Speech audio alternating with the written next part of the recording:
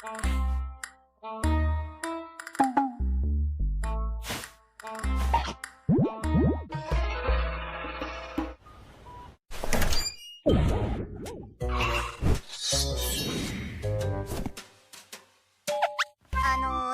ko ito. Maraming salamat. Ano ito? Salamat sa pagbibigay nito sa akin. Tanggalin mo na ang ilo natin. Ano po ang gagawin mo ngayon? Magkaibigan tayo kaya huwag kang mag-alala. Pasok ka na. Roya! Tumingin. Hacha.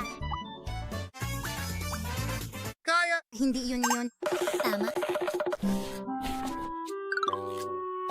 Elektroniko ito. Kaya sinasabi mong dapat na nating huwag ng pansinin ng budismo?